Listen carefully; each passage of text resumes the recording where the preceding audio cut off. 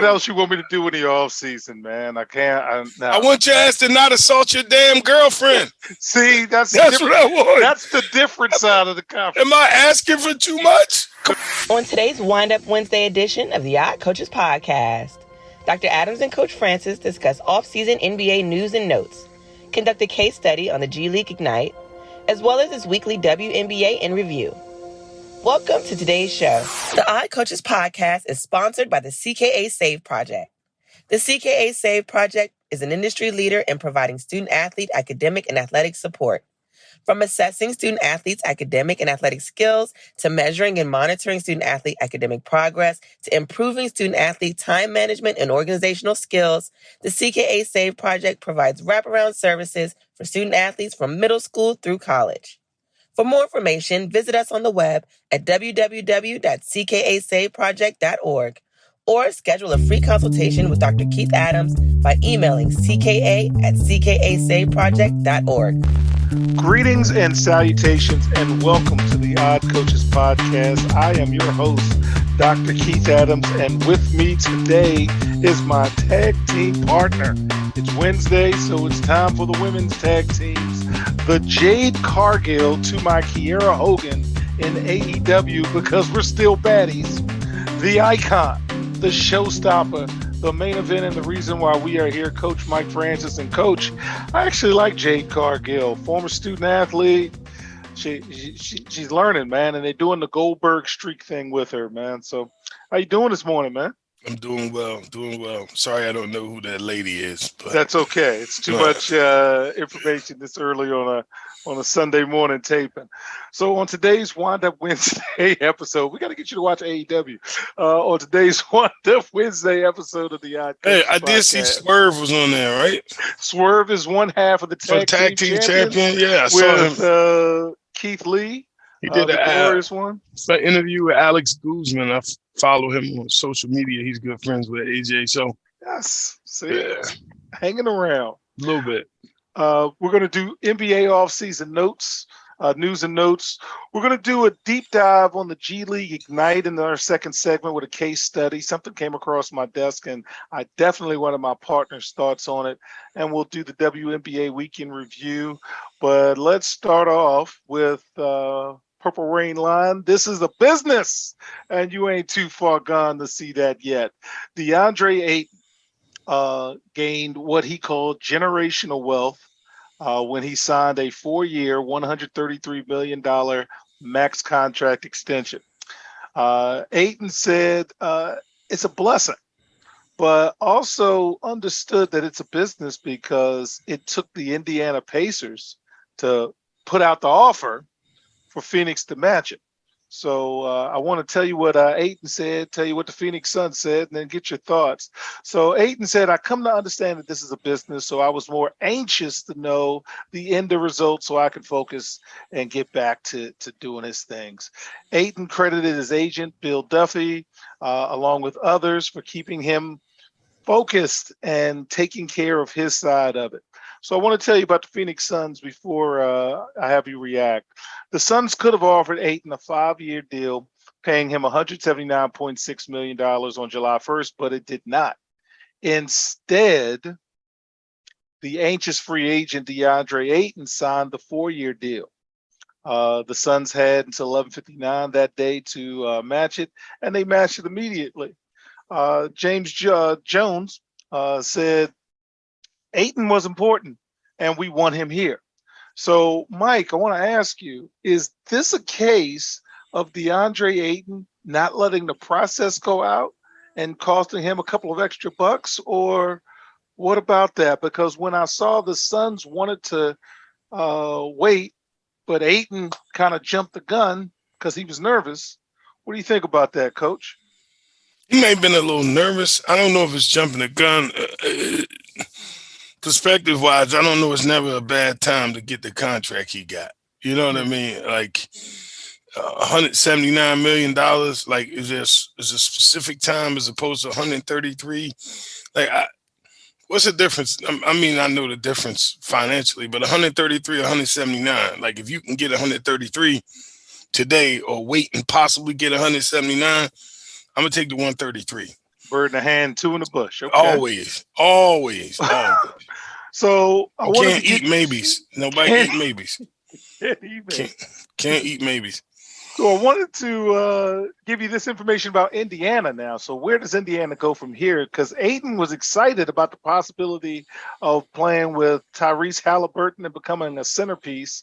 The Pacers cleared out cap space. Now, man, they kind of still need some bodies. And the Suns can't trade Ayton until January 15th because he also owns a no trade clause for a year, not like Bradley Beal, who owns it for like 5 years. So Crazy. Only the how Wizards will do that shit. how would you reset if you're the Pacers? There's nobody out there that I think of. Who's the other rim protector? So it's kind of, do you change your style of play? Do you now like take whatever's the best available? I don't know. It depends. You can't get certain talent. Now, Ayton is very, very good at what he does when he's playing right and he mentally he's in there. I know he flaked out 2 years ago, but he's good. He's a good player. He's going to make a difference with Chris Paul and Phoenix. But I don't know anybody out there that's good as he is, though, at that position. That's the issue. Like DeAndre Drummond, what Yeah, he's too the Morris brothers, like I don't know. You know what I mean? They're shooting more threes now. Not that they shouldn't shoot threes, but they're getting a little long in the tooth themselves. So, All right. Well, we're going to move on. And I want your GM hat on. How would you handle this? And yes. it's yet another case of I hate the offseason. So Charlotte Hornets restricted free agent Miles Bridges is facing 3 felony domestic violence charges. The district attorney said his office filed 1 count of felony injuring a child's parent and 2 felony counts of child abuse under their law. He pleaded not guilty to these charges during his arraignment last week.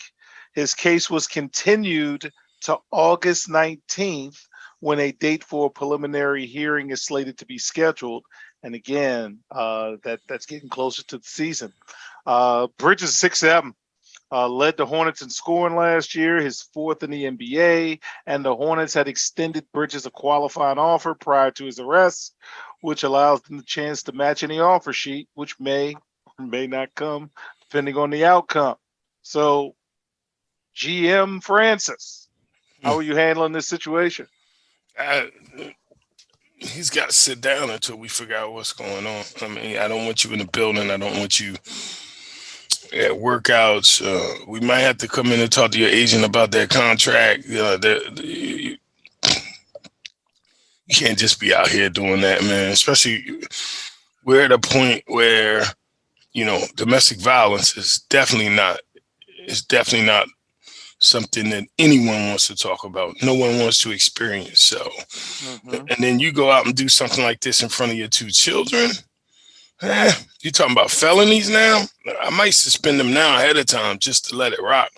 Well, remember we got a CBA and a union. Yeah, but I gotta the hell with that CBA. I gotta get out in front of this, and I gotta let everybody know that we're taking this serious. So I rather hear the negative shit from the CBA than from my fans and people and supporters. And we always say, what's the 3 words? Get the bag. Get the bag. So if I'm office, I'm the NBA, I'm GM, I'm talk about me mistreating my player instead of talking about me. Well, they talking about us as a program, as a business, letting something like this just go on. Like, Okay. Dr. Adams, as a GM, will say hearings in August. Not much I can do because of the contracts and all of this. I'm a fan of less is more. So because we're not in season, I'm going to let this play out through the legal process. So we'll say we are aware of the situation and we are monitoring the situation very closely. And then I'm having my GM in my office say, give me scenario A, B, C, D, E, F, and G in case this goes whatever way. So, yeah. All right, that was good though. That whole So, monitoring the situation, I can't stand that shit. I can't. hey That is so man, lawyer you know speak. what I you're can't. studying to do. You're gonna come to my side faster than you know it. I can't. I can't. I can't. I can't. I don't. I can't stand that monitoring the situation. What else you want me to do in the off season, man? I can't. I No. want your ass to not assault your damn girlfriend. See, that's the That's what different. I want. That's the different side of the Am conference. I asking for too much? Come No, on. you're not asking for too Okay. much. Okay. Okay. All right. Was the decision worth a title? Andrew Wiggins made his first All Star team this year and was a crucial, critical part of the Golden State's championship run, but he still regrets that he got the vaccine. Um, he said, I still wish I didn't get it, to be honest with you. Mhm. I did it and I was an all-star and I was a champion. So that was the good part. Just not missing out on the year, best year of my career. But for my body, I don't like putting all that stuff in my body. So I didn't like it. I didn't like that it wasn't my choice. I didn't like that it was either get this or don't play. Wiggins is heading into the final season of a $147 million rookie contract extension with the Minnesota Timberwolves and is up for an extension before becoming a free agent next year. What say you, man? Was the decision worth the title? I mean, it's worth earning a living, isn't it? You know, How could he look at probably. the year he had and think it wasn't worth it? Like sometimes we got to do what we don't want to do to get where we want to be. This is the greatest season he's had. And if you can trace it all back to the vaccine, that's fine. I'm sure the work that he put in, it has a lot to do with it. But if you want to break it down to just that, I mean, you can look at the opposite of the dude in New Jersey and see he didn't get it, and look at his season Oh man, because the inconsistencies, right? totally destroyed that team for that year, and they even admitted it. So So then why would you know, now you don't wish you got it? That's like saying you don't wish everything happened to you. It was that happened. You don't wish none of that. uh, all right. Well, we're going to close this segment with Crazy. the quiet moves. The quiet moves are the ones that get you. So there's two quiet moves that I wanted my tag team partner to react to. So quiet move number one, veteran forward Jermichael Green is completing a contract buyout with the Oklahoma City Thunder and plans to sign with Golden State upon clearing waivers. And this is all according to Adrian Wojnarowski. Green was traded to the Thunder from Denver on draft night, but the Thunder want to try to find a new fit for Green because he doesn't fit them. Him going to Golden State will give Golden State a stretch four, and a floor spacer, and fill the voids of some of the people who left. He averaged 6.4 points a game on 48% shooting and 4.2 rebounds in 16 minutes a game for the Nuggets. Any thoughts on that quiet move? Because that wasn't a big time move, but yeah, they lost Otto Porter Jr. and a couple other folks. But could this be the quiet move to keep them winning? Yeah, I don't know, but the strong move quiet, the weak salt rides. That's what they say. But so we'll see. I don't know what role. Where's he going to play? Like, what is? I don't know, but when I saw that they were looking to replace Otto, and you got a quiet guy who's just going to show up and just going to play. And man, it's an amazing thing to do that. So And his contract's cheaper than Auto, of course. yeah, way cheaper. So you gotta be able to keep some. Yeah, I get it. So now the last quiet move, because it didn't make a lot of reverb and not a lot of people were talking about it, but Serge Ibaka is staying with the Milwaukee Bucks. The Bucks announced that they re-signed the center who came to Milwaukee as part of a 4-team deal at the trade deadline last season. He is an elite defender and a shot blocker. Everyone knows that. And he's 32. I didn't know he was 32. Averaged 7-5, 7-5, and 17.8 minutes in 19 games with the Bucks. The Bucks get Middleton back, and the Bucks get Serge. What do you think, man? I think it might. It might help him because that can give you that post defender or that strong elite wing defender. I think when it comes to Serge Ibaka, like I think take some pressure off Giannis because Giannis ain't playing no fucking defense, so that'll help. All right. If Well, not, you really think Giannis is playing defense? cherry picking a little bit, but that's okay. We all do. You know, cherry pick a little bit. Mm-hmm. All right. All right. So on the next segment, folks, we're going to talk a little bit about the G League Ignite and a pathway for a particular player that I think you all should follow throughout the year and compare what he's doing to the college guys that you're going to root for. And we'll be right back on the Eye Coaches Podcast. There is an old business adage that says, what gets measured and monitored gets done. It is also fact that deadlines spur action. That is what the CKA SAVE Project Academic Monitoring Service can do for student athletes. Measure and monitor their academic progress to improve their grades. Our academic monitoring services provide ongoing academic support for student athletes for a designated period of time. Our academic success coaches work with student athletes on time management and organizational skills, along with improving their ability to self-advocate. Every few weeks, our academic success coaches meet with student athletes to assess their academic progress as well as provide ongoing academic advising. If needed, student athletes have access to CKA Learning Specialists who provide virtual core subject academic support for student athletes. For more information, visit us on the web at www.ckasaveproject.org or schedule a free virtual consultation with Dr. Keith Adams by email at cka@ckasaveproject.org.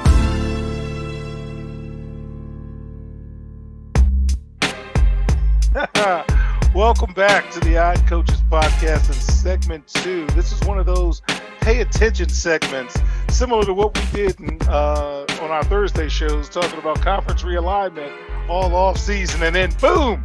So we're trying to get you to pay attention to something. So 2020.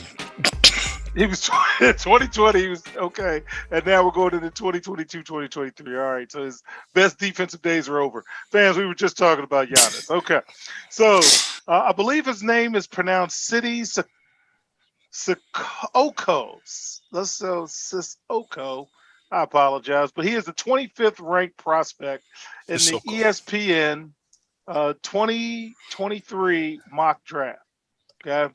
So the kid signed with the NBA G League Ignite, and this is what he said after signing. We explored several options with my agents, and I was convinced that the G League Ignite was the best opportunity to achieve my goal. The ability of this program to maximize the potential of its players on and off the court convinced me. Even more, the tailor-made development program and the opportunity to start my transition to the U.S. game style, three-point line, and off-court life is a key asset. I felt during our conversations with the staff that I was a priority. So, Mike, this kid is 18. He is the number 3 ranked prospect in Europe after Victor Wembanyama, even though everybody's going crazy on this guy, and I guess rightfully so, and Ryan Rupert. This continues an increasing shift that the G League Ignite may have in prioritizing international players in the wake of name, image, and likeness. So what is your initial thoughts on that? Because I told you I was watching Dyson Daniels all pre-draft, and Dyson Daniels ended up getting picked 8th. And I'm like, I'm trying to tell you, league guys are watching these cats a little differently than the college players. So I want to get your thoughts on that. Yeah, I mean, it's good. I mean, I've seen some of his highlights. Like he can definitely he's got decent shot. He's pretty good guy, pretty good kid. And to evaluate him now and get him going is very big. I think that's moving them through is similar to getting them through college, so to speak. So now I don't have to go through that whole process here. So if I can grab him over there, bring him into the D League, let him play 2 or 3 years, it's just like them going to college, so to speak. Or after one, move him up. Like it's developing a farm system. That's what it seemed like to me. So the next steps for the G League Ignite. The Ignite is eyeing several additional international signings from Europe the NBA Academy, and the U.S. high school system. They landed a commitment last month from Lithuanian wing Matas Buzelis, a rising high school senior who would join the program in a year after a season with Sunrise Christian Academy in Wichita. Wow. Again, that success that they've had, and now they're getting lottery picks and first round picks, while a lot of the American players are, and again, do you name, image, and likeness? Who can I play for? Transfer portal. You grab an international kid, teach him up with a bunch of NBA people, show him the NBA, this, that, and the other. Ahead of time. And then when it comes time to picking who fits best on your team, this kid who's had an entire year of the NBA, whatever, or this kid chasing, Mercedes-Benz deals. So let me tell you what the scouts like about the big fella's game coming in. Um, he he got attention from the NBA at the FIBA U18 European Championships. He had several eye-opening performances this past season for EuroLeague. Scored 16 or more 8 times against older professionals at just 17. I'm looking at my tag team partner who always had his kids play up. And I don't know if people are doing that as much as they did when I was coaching, but that was a big deal, which means you're going to get your head smashed in, but you're going to get better. And now I just see a lot of trophies. So he was invited to the Nike Hoop Summit in Portland, where he had some ups and downs. So he had some challenges. Yeah. But he looked good. And man, he played along a couple of other Ignite players. So what are you thinking about this, man? I think it's good. I think that, from seeing his highlights, he's a pretty good at the level he's at now. I would say he's a mid-major guy, maybe like he's playing at a mid-major college. But I think that once he hit the weight room, once he get stronger, learn the NBA game, he could potentially be. His game kind of reminds me like Dwayne Wade. Honestly, Okay. If you look at it, he reminds me like a Dwayne Wade, and he's like 6'7", right? So, I mean, that's what kind of game I'm looking at. What I look at, I see him playing like a Dwayne Wade. Well, I wanted to close with this, and this is from his own words. I felt at this time the most important thing for my development was to embrace a project that is centered on my individual development and my transition to a different game style, while keeping the best of what I've learned best I've learned in Europe. I'm looking forward to meeting the staff and my future teammates. I will have different types of tests in the beginning to build my individual plan, and then the work will start. I discussed with the staff. We're on the same page, and in the next month, it's about hard work and improvement. My goal is to be drafted in the top 10 in 2023. My work ethic has the ability to convince a franchise to pick me. I always fought to be an asset in everything I was involved in, and it will remain the same next season. I said that quote from that young scholar because it sounds so different than what I'm used to hearing from athlete in terms of the high school athlete transitioning into college. He's definitely more mature. And again, Mike, there's only 60 slots available every year. Okay, that's it. And a large number of these slots go to players just like this. And you joke with me because it's true. That's why you're joking with me, that these European folks and the academies, and we had people from the Basketball Africa League working summer leagues and making relationships. Meanwhile, we got guys chasing NILs. And again, do whatever.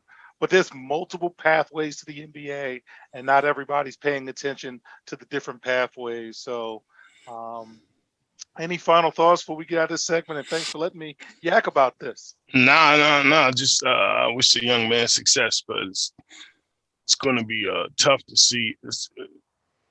If you watch his highlights, you'll see he has potential. That's all I'm saying when you watch his highlights. But again, potential is a whole lot of shit we ain't did yet. That's what that is to me. So, all right. On the other side of the break, we're going to talk WNBA, and I won't yell about Casey's Plum Trophy this week.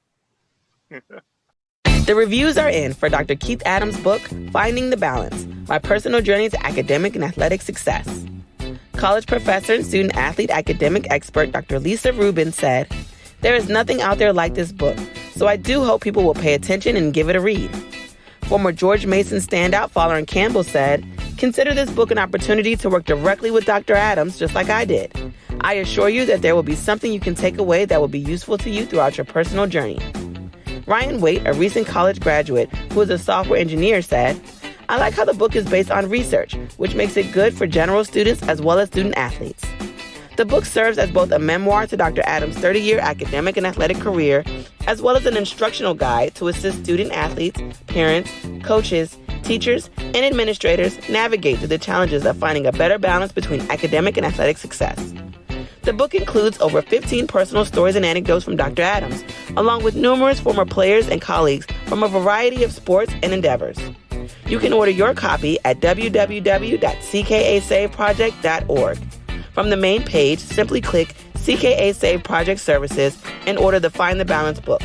For more information, contact Dr. Keith Adams by email at cka@ckasaveproject.org. All right, welcome back to the Odd Coaches Podcast in segment 3. It's all WNBA. So, OCP top 5. Chicago Skies 1. Las Vegas Aces 2. Seattle Storm 3. Connecticut Sun 4. And the Washington Mystics is 5. With the LA Sparks, the Atlanta Dream, and the Dallas Wings coming in at 6, 7, and 8. So, Mike, I want to get a couple of dates on your calendar. August 14th, my birthday, but the regular season will end August 14th. Playoffs begin August 17th. So what? We're 3 weeks away from WNBA playoffs. Mm-hmm. So it's coming. And then 2, this coming week, don't you smirk, the Commissioner's Cup will be played. Okay. The second annual WNBA Commissioner's Cup Championship between the Las Vegas Aces and the Chicago Sky. The game will take place in Chicago, 8:30 p.m. on July 26th. I believe that is Tuesday, so this will air. And it's going to be featured on Amazon Prime. I don't even have Amazon. I don't know what Amazon Prime is. That's the channel? Yeah, you got to get Amazon. And once you get Amazon Prime, you got access to the channel. But let me give you some frequently asked questions about the Commissioner's Cup, because I know our fans are very excited, just as you are, about the Commissioner's Cup. So the Commissioner's Cup. Wake me up when you finish. The Commissioner's Cup is an in-season competition that designates a portion of games in the first half of the season, 10 per team, as cup play. The teams with the top records from each conference then compete for the Commissioner Cup Championship, presented by Coinbase, for a $500,000 prize pool, my friend. So they're playing for big money. I don't like it. They do it in soccer, Mike, and Adam Silver really likes it too. So don't be surprised that the NBA doesn't come out. It's not good. It's not the Christmas tournament, bro. Come on, stop. That's what it is. It's a Christmas tournament. Say the Christmas tournament. Yeah, you know how you have Christmas tournament. You've been coaching long enough to know. You got the Christmas tournament, which comes in late December, and a holiday tournament, because you can't say Christmas politically correct. The holiday tournament. But that's what you did. And then how we going to compete for the more money for that one tournament than I can get all year? Ain't nobody thought about that? I can't argue with you there, but it's not as much money. It's just close to it. I can get 80% of my contract, right? Probably about 75 to 80% of my contract for winning the Commissioner's Cup. So you're going to give me for a Commissioner's Cup, 3 days? No, Commissioner's Cup, you played 10 games in the first half of the season. And now on Tuesday, Chicago and the Las Vegas Aces will play for it on Amazon Prime, fans, on Amazon Prime, 8:30. 8:30 Amazon Prime. So we got a mid-season championship is what you're calling. Okay. For 75% of what you give me for the whole season. Something like that.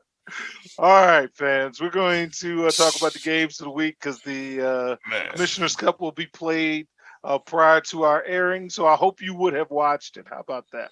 That's So bad. Friday, stop it. July 29th. New York is playing Chicago as we get ready for the postseason, getting close, getting close. Saturday, Seattle is playing Washington, and Sunday, Seattle's playing Washington. So this is unique because I know the NBA is looking at this where you'll stay in a city and play the teams twice to minimize travel costs. So, Mike, what do you think about that? This is Sue Bird's final time coming into DC. You got Saturday to go and you got Sunday to go. Yeah, it's good to see that she's going out the right way. Happy for her. She's one of the pioneers for trying to get the women's league off the ground and things like that, and a household name with UConn. So Yeah. so it's good to see. If the schedule wasn't so full, definitely want to see her play her last game in DC. Yes, you are definitely on assignment. So, stories of the week. We have a Brittany Griner update, Mike. President Oh, Joe Biden signed an executive order aiming to increase the flow of information to families of Americans detained abroad and at imposing sanctions on the criminals, terrorists, and government officials who hold them captive. It's unclear if the new law will result in bringing home more yeah. Americans jailed in foreign countries, but the Biden administration said they regard it as an important way to raise the cost of hostage taking and to punish captors. Okay. So at the end of the day, relatives of jailed Americans are gathering in Washington to unveil a mural, and the administration would not say whether Biden would meet with the families or not. So just a little bit of news. Again, it is a political process. It is a political process. Okay, but please know the sanctions are not always effective in foreign policy. So, I don't get it. all right. So read the room, dude. I got to tell you this story because I know you might have missed it. Mystics coach Mike, is it Tybalt? T-Ball? Tebow. Tebow, okay, Tebow apologized via social media to the Minnesota Lynx and their coach Cheryl Reeve after comments he made about their travel issues in getting to their game in Washington, D.C. He said he was tired of hearing about WNBA travel delays and he didn't feel sorry for the Lynx. And then he promptly said, "My apologies for my reaction to a question asked me at my pregame press conference." He wrote this on Twitter. "It's not who I am, and I should have just answered the questions without the extra dramatics." So, Mike, here's what actually happened. The Lynx played back to back games on Thursday and Friday of last week in Minneapolis and Indianapolis, and they had flight issues on Saturday that delayed their arrival until midnight Sunday for a 3 p.m. tip off against the Mystics. They lost that game 70-57.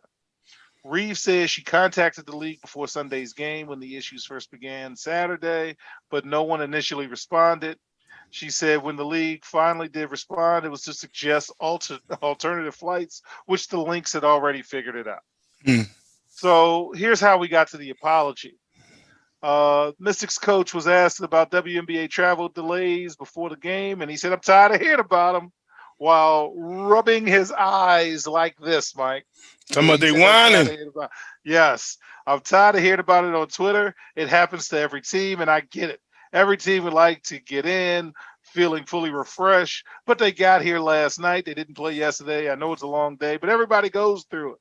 He then recounted his first year in the league in 2003 when he was coach at Connecticut. The Sun had a game in Cleveland that was canceled by a blackout that affected many eastern states. The Sun took a bus back to Connecticut and the next morning took another bus to New York for an afternoon game. And he said nobody felt sorry for us and we won. We just did talk about it with our players. That's just life. I'd like to feel sorry for the Lynx, but I don't. I'm sorry, I don't. Asked about the league contacting Washington about possibly moving the game to Sunday evening, he said, "We have close to a sellout today, and it's not like they were arriving this morning. I know it's a long travel day. We've all had them. We really weren't in a position to accommodate them unless it was much more mitigating circumstances than what's there right now." Mike, what do you think, sir? That man crazy. I can't believe he came out and said that. I applaud him, though. I mean, he is telling the truth. We all get, that happens. Everybody gets delayed, but that goes back to them, flying commercial. That's the problem. If it wasn't for them flying commercial, we'd have a different, I would think it would be different, right? Wouldn't you think so?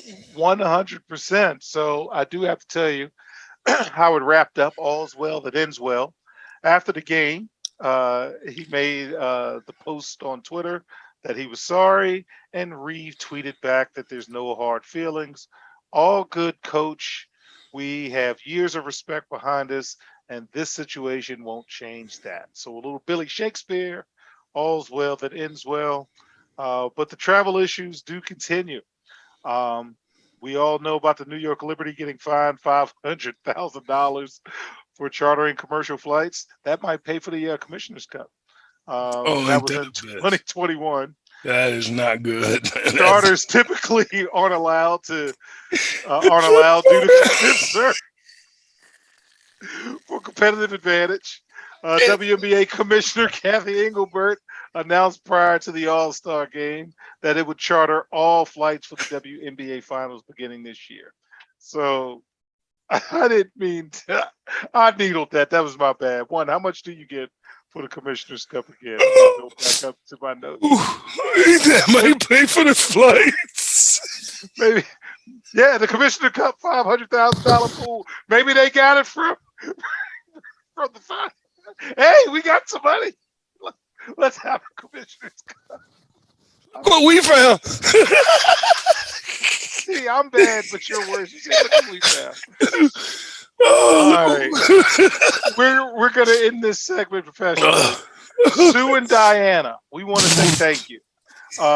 Sue Bird and Diana Taurasi faced each other for the 46th time last week, tying a WNBA record for most meetings between two players. I think Sue Bird will be playing in the postseason, while I don't think we've talked a lot about Phoenix this year due to the missing of Brittany Griner. As I look, I don't see the Mercury, anywhere near it. So I think that might be it. So Mike has already, and respectfully so, gave his best to Sue Bird, and I want to do the same to Sue Bird and Diana Taurasi. Credible friendships, relationships, and well-deserved. And let's do something about these flights, WNBA. And stop telling me about how much money you don't have. Mike, anything to add before we close? Look what we found. Okay, so on behalf of my tag team partner, Coach Mike Francis, I am Dr. Keith Adams. It was a coincidence that was the same amount of money. So, and thank you for listening and or watching. I'm not a genius. Podcast. And we will see you on the sidelines. Till next time. Take care. We hope you enjoyed today's show. The Odd Coaches Podcast drops new episodes every Tuesday through Friday on most weeks. Make sure you subscribe to the Odd Coaches Podcast on Apple Music, iHeartRadio, Podbean, Spotify, and YouTube. Follow the Odd Coaches Podcast on Twitter and Instagram at Odd Coaches. Follow Dr. Adams on Twitter and Instagram at CKA Save Project. In addition, follow Coach Mike Francis on Twitter and Instagram at Coach Franchise, spelled Coach FRANCHIZE. For more information about the CKA Save Project, please visit them on the web at www.ckasaveproject.org. See you next time on the Odd Coaches Podcast.